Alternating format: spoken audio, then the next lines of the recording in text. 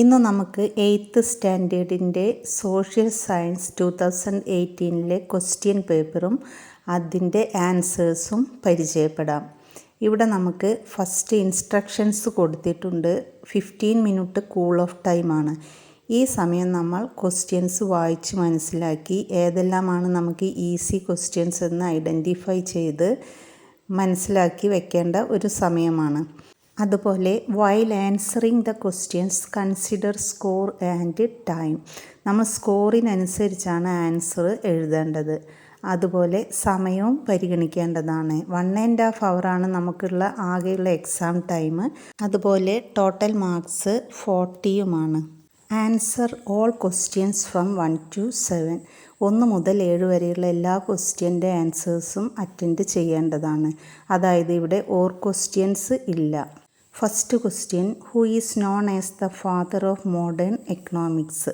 4 options കൊടുത്തിട്ടുണ്ട്. അതിലെ correct answer Adam Smith. Adam സ്മിത്തിൻ്റെ book name the wealth of nation എന്നതാണ്. ഇനി second question, identify the work which was not written by Kalidasa from among the following. Kalidasan എഴുതാത്ത ഒരു ബുക്കിൻ്റെ നെയിമാണ് ഇവിടെ ചോദിച്ചിട്ടുള്ളത്. 4 ഓപ്ഷൻസ് ഉണ്ട്. Correct answer മുദ്രാരാക്ഷസ.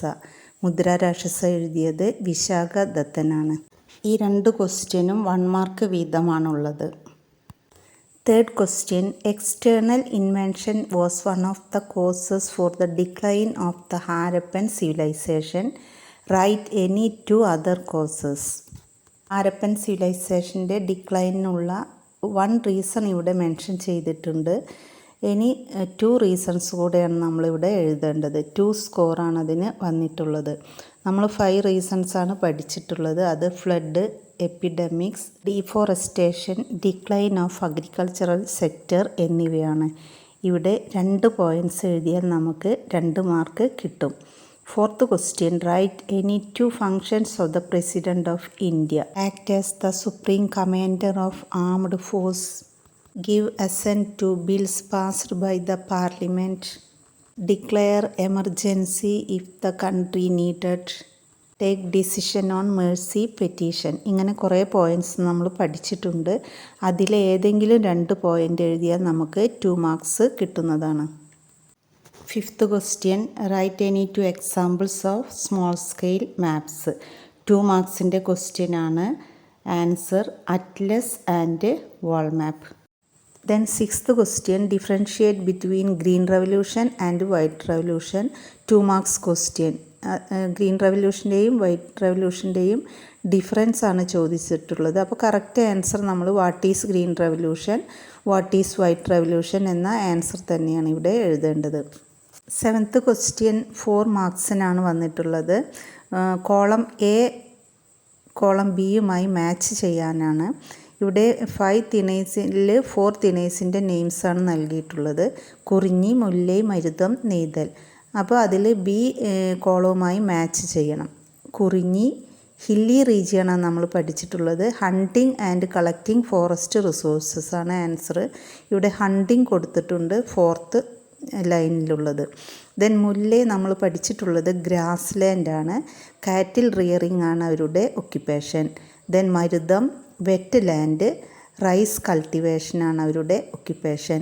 Neithal coastal region, fishing and salt production ആണ് അവരുടെ ഒക്യുപ്പേഷൻ. ഇവിടെ ഫിഷിംഗ് നൽകിയിട്ടുണ്ട്. അപ്പോൾ 4th answer fishing. Then answer any 3 from questions 8 to 11. Each carries 3 score. 8 മുതൽ 11 വരെയുള്ള 4 ക്വസ്റ്റ്യൻസിൽ നിന്നും ഏതെങ്കിലും 3 എണ്ണമാണ് തിരഞ്ഞെടുത്ത് എഴുതേണ്ടത്. ഓരോന്നിനും 3 മാർക്ക് വീതം. 8th question, mention any 3 sources of dust particles in the atmosphere. Dust particles brought to the atmosphere by wind, then erupted through volcanoes, ash formed by burning of meteors.